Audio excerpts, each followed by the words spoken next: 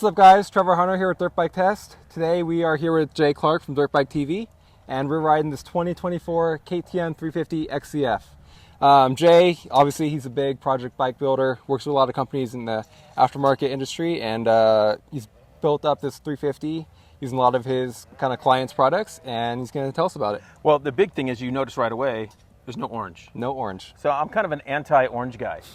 but I still like KTM bikes, so as a whole. But now I don't fit in with the crowd, and with this gas, I got the 24 gas front end pieces on there, and then for the rear, there's only black kind of available to give me this kind of look I was going for, and I really like it. It's really cool. IMS has the black tank, it's with the oversized. There is going to be a larger tank coming. One of the downsides of this new platform, the fuel pump sits up in here and doesn't get all the fuel out of the bottom.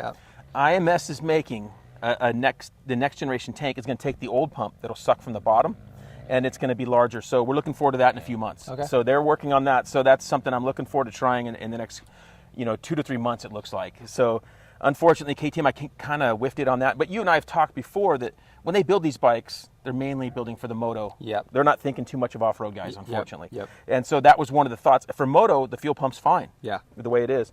And I think it's a more durable fuel pump. There's things there, but for trail riding, there's some real downsides to it. One of the biggest downsides, I don't know if you know this, but if it runs out of fuel, it has to be submerged. So you have to put in like a gallon or over to get it to suck enough fuel. So that you don't ever want to run out of fuel on these bikes. That's one thing that I know is because then you have to, you say you're way out in the trail, who's going to get you a gallon and a half of gas to fill it up, so to get it to prime. So, but I love this bike, and I've been talking, even on the trail, I still kind of prefer a 350 over a 300. I go back and forth, but it's for sure in the desert, West Coast stuff, 350 all winter long, where I can do those big hill climbs, get into the tight stuff.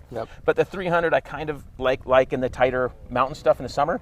But overall, this 350 to me does it all. This is a bike that does it all for everybody. You can ride the track with it. If you had one, somebody said, hey, you can only have one bike, it would be a 350 XCF for me, because I can ride. And I also told you, if there was a Yamaha 350 FX, we can only dream. That would be a bike too, because then you could ride the track, the trail, and this kind of stuff. So anyway, did some of that stuff. Internally, there's nothing to do to this engine, because with the Vortex from Jamie at Twisted, that's the only real performance mod we do with the FMF on here. We do that. And talk about the header we're running on here. We run a 250F header from FMF on here. It's a little shorter, kind of gives it good power. And the nice thing about that for trail riding is it's out of the way further. It's not as deep down in there, so less rock dings, chances of hitting. So I like that on there. The muffler's the big thing that you're going to need. If you run your stock header, it's plenty fine. But if you're going to get it, say the FMF, we find that 250 header works well. So to cool it, we did add a Trail Tech fan. Officially, they don't make one for these bikes because I think it's sold through KTM Power Parts. But the old one works just fine.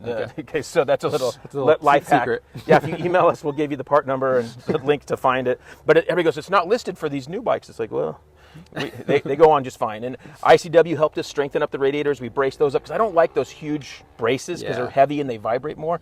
And one of the things about these steel frame bikes I'm always fighting is resonation or vibration through my hands. So I don't want to do anything that adds any vibration. That's one thing I'm really concerned about on these bikes. And so that's what I'm always watching for. And one of the nice things about the 24 is it comes with spring forks. So it comes with spring forks, and it's funny that the motocross bikes don't. We put it on this bike. And so I'm real happy. We don't have to do a spring conversion. And I'm telling you, this stuff is as good or better than our KYB conversion, our KYB or the WP 6500 kit. We rode these back and forth and couldn't believe that it's as good or better. So I'm stoked with that part. No, we have a couple 24 KTMs with the spring fork, and we're pretty blown away. Like, they work so good. So it's like, why doesn't this go on everything? I know. Maybe one day. so I'm sure there's some bigger stuff than we could think. And we threw a lot of really cool parts at this. I don't like the stock switches. For the off-on? Okay. Are you not a fan of that? For me, more for like racing purposes, like the dead start and everything, it's tough for me to do. So but I kind of like these switches that you got. And with you, if you were racing, you could switch these switches to the other side. I know racers like to do it. I'm not rich, so if you're doing dead engine start, you could put the start switch over here, have them opposite. A lot of guys like that. That's a nice feature with these. This is Moto Minded makes these. There's a couple other companies doing them as well. These are really cool. So they're kind of really heavy duty, strong with that. So I'm looking forward to you guys riding it and seeing what you think. I'm a little biased, but I think it's awesome. Yeah. And it's really cool. Oh, we got the Dunlop AT82 tires, which Yep. has been the big rage this summer as it's come out. Everybody's liking this. It's much better than the 81. Much better. Especially the front. Yeah. And that front, I mean, we're motoing that front. There's even guys at the Nationals and even Supercrosses that have been running that front some. A couple guys are even running it, the rear at the Nationals as well. So, and I've got Mammoth coming up. There's a few guys going to be running this at Mammoth. So it's pretty fun. So really cool to see, and it got some really cool parts on here, and it's just a fun bike. I think guys, like I said, if you're looking for the perfect all-around bike, this is it. And we made a really unique look. What Decal Works did with there's not too many blingy off-road bikes. No. One of the we kind of had this chrome on another bike this winter, and I go riding with my son, and I'd look back and I'm like, who's got a headlight on? And no joke, it looked like he had a headlight on because that chrome would reflect. And I thought for sure there was another rider out there with a headlight. So it's like a safety feature. Yeah. No, I like it. It's definitely sticks out. It's a little too pretty to be an off-road bike, but hey, we'll take it. And it's durable, surprisingly. His RX, we just got scratches and everything, and it still looks pretty good with 40 hours on it, so it's cool. That's cool. No, I like the bike so far. Just the way it looks and everything looks good. I've ridden a lot of these parts, especially on this 350, because we have our own 350 we just built, and it has kind of a lot of the same stuff, and so I'm looking forward to riding it. Oh yeah, the gearing. We should mention that. We did go up 2 teeth on the rear. That's one of the only things. They come with a 47 stock, and it's just, first of all, I don't need that much top end that it has, and I think a 49 on here is pretty happy. If somebody was just riding tighter stuff, I think they could even go more, maybe switch the front, if they wanted to, but I think this is pretty happy. I'm pretty happy with it, with this 49. So we'll see how, but so far I'm pretty happy with 49 because I have another version of this. And up in the mountains, I think it's pretty good. Yeah, no, that was one of the first things we changed on ours too, is the gearing. So kind of an odd 1447. It's a little tall, especially it has a 6 gear already, so there's really no need for that. But no. So let's get you out riding this thing. See what you think. All right. We got track and trail here to ride, so it's gonna be fun. No, it should be a good day.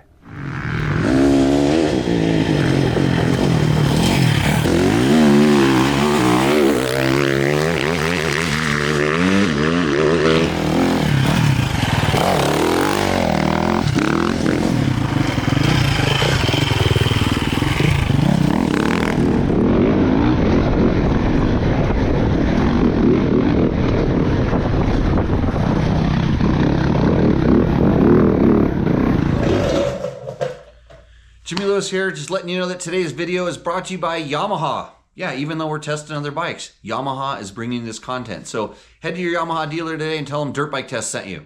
And they'll go, who's that? All right, we just wrapped up a day of riding here at Cahuilla Creek MX on Jay Clark's KTM 350 XCF. It's actually kind of good timing is we just finished, our vet guys just finished building a 2024 KTM 350 XCF. And I got the chance to ride it like a week or two ago, and so it's actually good to compare kind of setups, and a lot of the same changes were made between both bikes, which is cool, but it's definitely felt a lot different. So starting with the motor, what do you think of the motor, Tyler? I enjoyed the motor a lot. I felt it struggled a little bit on the bottom, but that mid to top seemed to really just pull a lot more than the stock KTM that we rode a few weeks ago, so it felt like it just kind of massaged it, and I like that coming off kind of 250s, that it felt almost like a modded 250F where it just wanted to be revved, but it had a bunch of power, and I never felt like I was revving to the moon, but it just felt like it could just keep going and going higher up into the RPMs, and the higher up you went, it seemed like the better that motor worked. Yeah, no, something that we, with the 350 that our vet guys just built on our side, actually had pretty good bottom end and it kind of built into the mid-range, but it was kind of slow revving, and it didn't really rev out as good as stock, which I really like about the stock 350F. And what this was almost like a good in-between is that it had pretty good bottom end and torque, and you can kind of, we were having a little bit of trouble with the bike kind of coughing and stalling when we were kind of messing around with photos, and it's not really like riding, but as soon as we started like kind of riding and being a little more aggressive, we didn't have a problem. But once you get into the mid-range, and then it built really good up into the top end and the over rev, and it was a really exciting bike to ride, but it still had good bottom end pull and torque that kind of covered all the bases, whereas the 350 that we had built a couple weeks ago, it didn't rev very good at all, and it didn't rev very quick, it didn't rev very far, which for the riders that were riding it, they actually preferred that, but for someone like myself, I kind of like the quicker revving, more aggressive motor character. So it's really cool that this had that kind of the best of both worlds, and that had a little bit at the bottom end, but still had a really good top end and over rev. So it's hard to say. I need to, part of it I think is definitely the Vortex ignition that Twisted mapped. But I'd also be really curious to try the 250F header that this bike has on ours, because that has the standard 350 header and just a little bit different. So it's really cool, really good motor setup. So for all off-road package, it's really good all around, and really no complaints there. Moving on to suspension, Racetech did the suspension using all the stock components. Overall, it's a little bit soft for us. We're young, aggressive, like to charge harder into things. Whereas Jay's a trail rider. He likes to have fun, cruise around. But overall, not bad. Yeah, absolutely. When we got into like the tighter, a little bit more slower stuff is where the suspension felt really good, because that's more towards what it was built for. So that tight kind of like little chop, this bike would just smoothly go over, and it felt super fun to just go through all that tighter little chatter stuff. But in the bigger stuff, like Trevor said, trying to attack a little harder was a little hard for us. Yeah, you can feel the kind of the front dive super quick and then rebound back, or the rear kind of the same. But I mean, that's almost to be expected. It's set up for Jay, who's a vet guy, just going out having fun, where we're young racers, pro level racers, and we like to hit stuff hard and fast, and yeah. But overall, not bad. And like I said, the slower we were going, the slower the terrain, the better it worked, and in that tight stuff, it really worked pretty good. Chassis, kind of the same thing. Feels like a good 350. It doesn't have all that weight and inertia feel the 450. But that extra power that the 350 has almost makes it feel lighter than the 250F at times. Overall, really surprised with how much I actually like this bike. Jay's bikes are always pretty solid. They're never set up directly for me, but I can always jump on them and feel fairly comfortable at home right away. And this bike was actually really, really fun. I think with some minor tweaks, I could almost take it, go racing, or I could definitely for sure go take it trail riding, how it is right now. And it's actually a really fun bike, and I think it lived up to, it looks really good and actually works as good as it looks. So it's tough to do, especially with how good this bike looks in person, but it's actually a good day on this bike. Absolutely. This bike's a bunch of fun, like Trevor said. Maybe not the greatest for moto just from the suspension, but everything else, so much fun, especially I'd love to go take it trail riding. One thing we did notice is the clutch pull is a little stiff on this bike, and Jay didn't really tell me any of that, the specifics on that before I started riding, but I kind of brought it up, and I guess Jay prefers to run the 450 master cylinder, which has a slightly larger piston, and that offers a stiffer pull, and he likes that because you're not as hard on the clutch when you have that master cylinder with the stiffer pull. He'll tend to smoke through the clutch a little bit quicker with the stock 350 master cylinder. So it's kind of one kind of cool trick that if you are having clutch problems, you can go to the 450 master cylinder and you might find some more longevity out of your clutches there. I never really have a clutch problem, so I would have preferred the 350 master cylinder, but it's cool that there's an option that you can kind of modify your setup and still use good stock OEM quality parts, and that work too. So and this bike has the 1449 gearing as well. It's a little different. We had the 1452 on the bike we built a few weeks ago, but this 49 actually felt pretty good. A lot of second, third gear through the single track and stuff, and then we got into the faster GP track. It's more third and fourth gear. I think if I was looking to kind of stay in third gear, I'd have to go up to maybe the 52, how we had it. But for more faster, flowy stuff, the 49 actually felt pretty good. I think it definitely the step in the right direction from the stock 47. So the gearing actually felt a lot better than stock as well. So overall this bike is very well built. Not a lot of aftermarket bling on here that doesn't really serve a purpose. And a lot of the mods that they did do to this bike actually help benefit it. So it's cool to see that they built a really good off-road bike, and we look forward to ride the next Jay Clark build. So if you want, stay tuned at dirtbiketest.com for more on testing on all off-road, moto, adventure, dual sport. We have some pretty cool stuff in the works right now, and until then, we'll see you out on the trail. If you liked what you saw in this video, come check us out over at dirtbiketest.com on the webs. We have bike tests, product tests, a lot of fresh dirt, and you can even support us by clicking through our links.